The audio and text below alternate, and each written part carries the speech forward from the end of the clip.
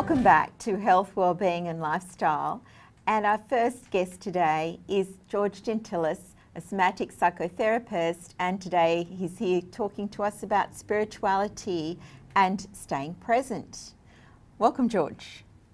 Thank you for having me back. Yeah, so living in the present and your spiritual self, spirituality, big topic, very important, because like we've done in the previous segments, once you learn how to heal, you release anxieties, you release depression, release all these reactions, who are you in the end? I mean, what's left over? You can live a fulfilling life, you can reach your goals better, but what you'll probably discover is that who you really are is a formless, timeless being in a body. And you're not your thoughts. You're not really your thinking. So we've got that intellect brain that separates us from the animal kingdom that I've talked about in the past. It's great for planning, great for memorizing. We can plan ahead things, but it also gets in the way if we begin to realise that we get lost in the fact that that's what we are.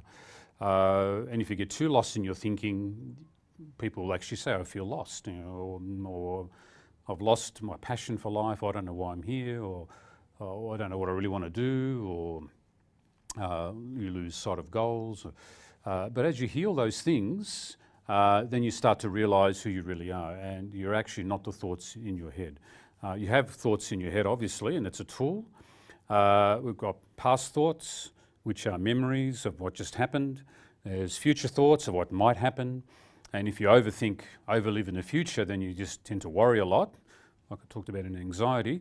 Or if you live too much in the past, stuck in the previous thoughts, you'll have a lot of guilt, and depression sets in because, all this weight of the past, and because you're living through the thoughts. But really, you're not your thoughts. You're actually the person choosing the thoughts. And when you realise that, then you get present, and you start to live in reality, which is just this moment. So if you think about it, this moment is always now. It can never not be now. It's now again, it's now again. If I ask the question, is it now? The answer will always be yes. So is it now? Yeah. Is it now? Yeah. Is it now? It's now again. It's now again. It's now again. It's always now. In other words, it's now forever. And your conscious thinking brain can't handle that, because your conscious brain is used to living through memories and putting a length to the present moment. But really the present moment has no length, it's just now. It's now again, it's now again, here you are, here I am. Well, reality is just this present moment, and it's always now. But why do we think that it has a length? Because we've got our intellect, which slots and creates time. And that's great, like I said, it's a great tool, we need it, but it stops us from remembering who we really are. So you've got to spend time in your day, each day at some point where you stop, connect to the universe, connect to yourself, other people, and realise that you're one being of millions of beings, and you're just connected to the whole universe, and it's very powerful. So really your success in life isn't determined with effort, the doing. Yes, you've got to do that. Your success is really determined is how you do that doing, the quality of that doing in this present moment now, which is your being. Your being must come first, the doing comes second. And who is the being? The aware you that lives in this body, that gets to choose which thought to have. When you can't choose the thought, that's when you're stuck in anxiety or depression or reactions or traumas or negative belief patterns that limit you. But really you're not a limited person. You are a peaceful, loving, joyous, free and healthy human being, perfect in every way. You're that right now, this moment. That's there within you. But it gets covered up with traumas and anxieties and worries about the future, and going off into all these thought forms in your head, when really you can actually step back and realise who's actually choosing those thoughts, and it's the aware you, that's the real you. And when you get more in touch with that, and which is why it's important to do that every day, to stop, take a few minutes, do a little mindfulness meditation, and switch that thinking brain off and realise you're not those thoughts. Then you start to get in touch with your heart, with the real you start to come home to your body, the real home, which takes you wherever you want to go. You can travel the world and you're always home because you're in your body. You have people who go looking for themselves in other countries and realise their problems are there again, and they just recreate them because they haven't come home to themselves first and opened up to their heart first. And that's when you start to discover what you really love to do, rather than the world telling you externally, this is what you should be doing for money, or do this job or that job, you can earn more. But what do you really love to do? Find what you really love to do, find a way to earn a living from it, and that's the ultimate fulfillment. When you're running your life, you're totally in control. You should be. So for our viewers, George, how can people feel more fulfilled? Yeah, more fulfilled. Well, the best thing you can do is to do some mindfulness meditation, to actually close your eyes, go into your body and embody yourself.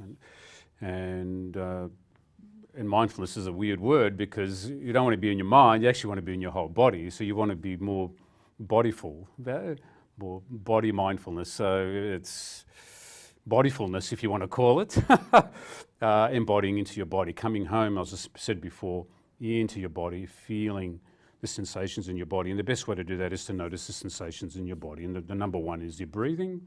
We breathe in our chest, we breathe in our belly.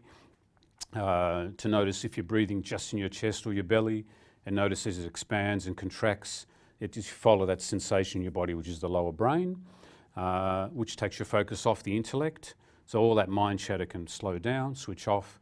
And anytime you go back into your head and your mind takes over and you're off thinking about dinner tonight or whatever, the best question you can ask yourself is, what's happening in my body now? And start scanning down your body, notice left and right side. There'll be a difference because we're muscle-wise symmetrical, and you'll notice a difference. So if I notice it now, my awareness has gone straight to my feet, and in my ankles I can feel my right one tingling, my left one isn't. That's just got me out of my head, just for a brief second. So if you do that more often, you start to become more embodied, more present in the moment. And if you connect with nature, often, because nature's very still, they're very present, they don't have an intellect to go off and over worry about things that may never happen. And also the universe, out the stars at night, to realise how you're part of this enormous universe out there that we hardly know about yet. And that you're equal to any being in the universe, and you are. Yeah, you definitely are. And as you get present in the moment, don't think as much. Only use the thoughts when you need them. Then you come alive. Heart opens up. Start doing what you love doing, and you get less distracted by all that avalanche of marketing out in the world, and start to live a more fulfilled life. So. Thank you, George. It's been wonderful to hear all about these amazing topics you've shared. And for more information on George and spirituality and able to stay in the present, then please go to our website healthwellbeingandlifestyle.com.au.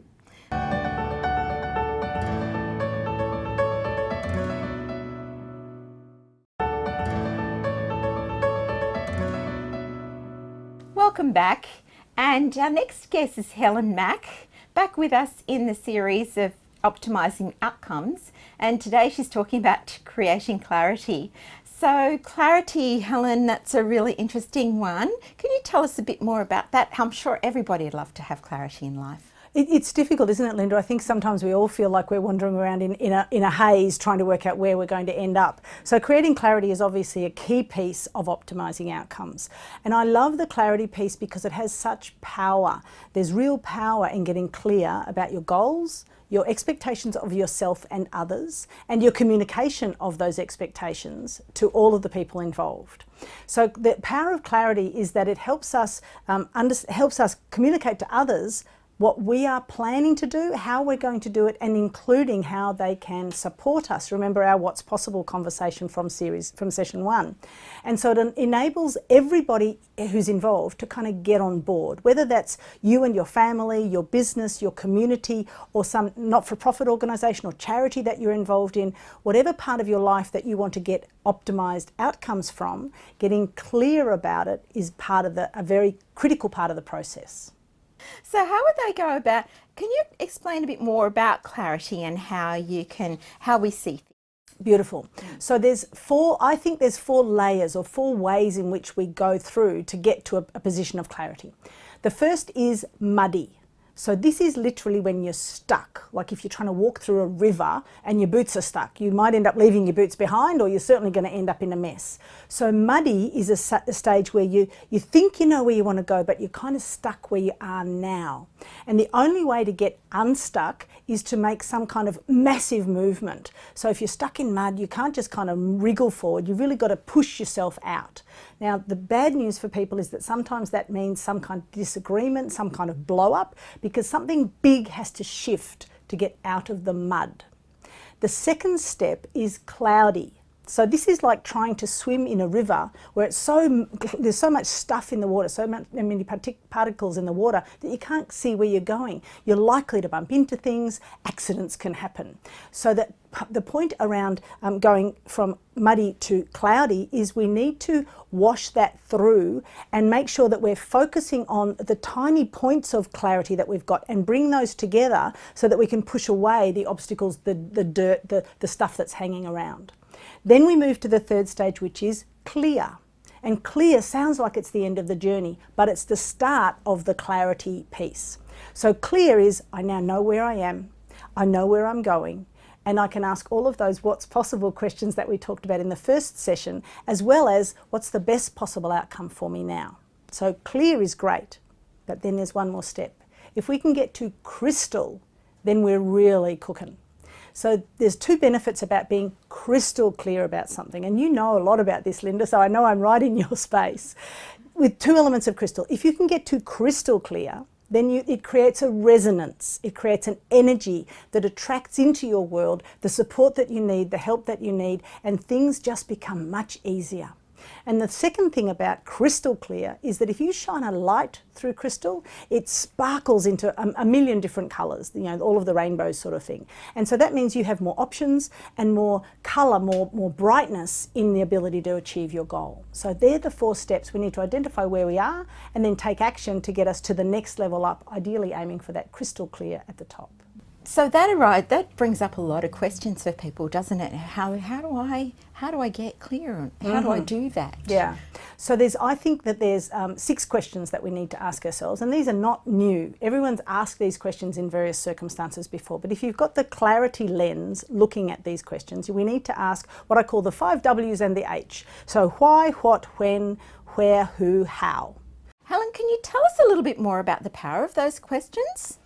Excellent question, Linda. So the thing about those questions is that regardless of your goal, if you get everyone involved in that goal to answer all of those questions, then you'll have people enrolled in the process and they'll know how to support you or what their part of it is. So let's go through a couple of different examples. So the first question that you need to ask yourself or others involved is why? So this is actually the purpose question, which can actually be a very deep, long conversation about the purpose of why am I doing this.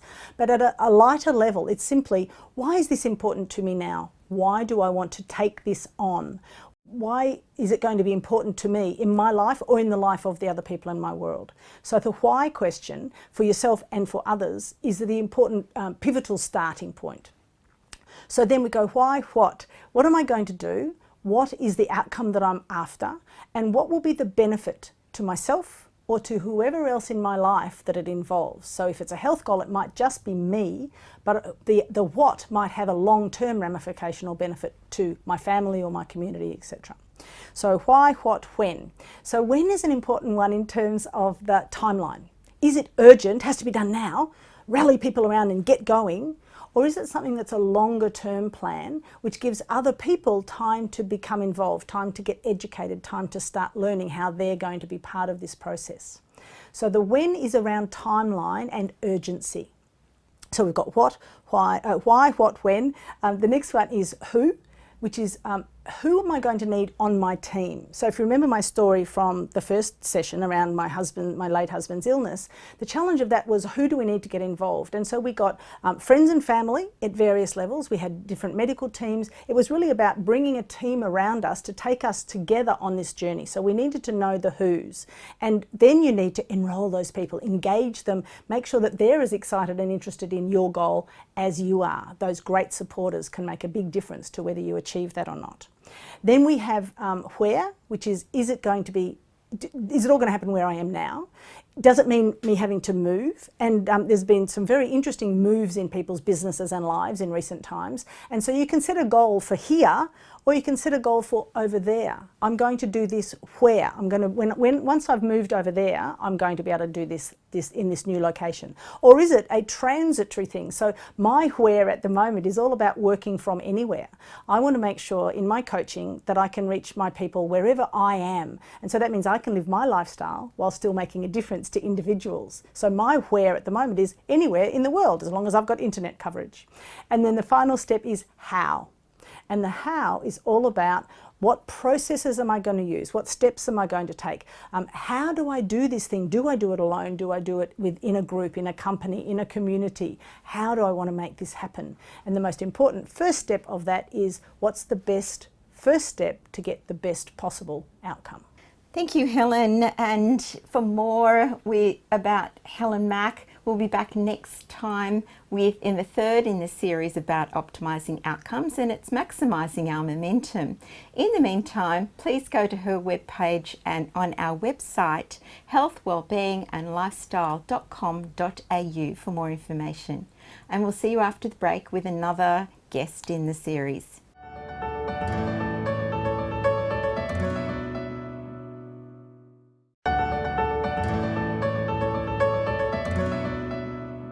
Hi, for our next segment we have Kim Townsend back. She's here today to talk to us about play. Kim, why play? Well, last time I was here was so much fun, I thought I'd come back and have some more fun. For me, one of my favourite quotes by George Bernard Shaw is that we do not stop playing because we grow old. We grow old because we stop playing. So you think about kids, what do? They're all about play. And for them, play is curiosity, it's learning, it's discovery, it's figuring out their skills, their abilities, and also, you know, how they socialise. And somewhere as we grow up, we're told, grow up. And it's like, to be grown up comes with seriousness. And what is that about? We all, and I know that just when you're learning, if something is fun, it's that much easier to learn. And just being playful adds that spice to life. And we forget to play, don't we? Absolutely. Yeah, absolutely. And it's different. Play is different to a game. A game has rules, and there's usually an outcome, a winner or a loser. Play is just having fun for the sake of playing.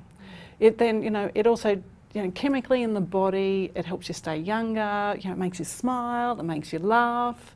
And it's just simple things. I mean, you see on the movies when two lovers are on the beach, they're running around, they're playing like kids.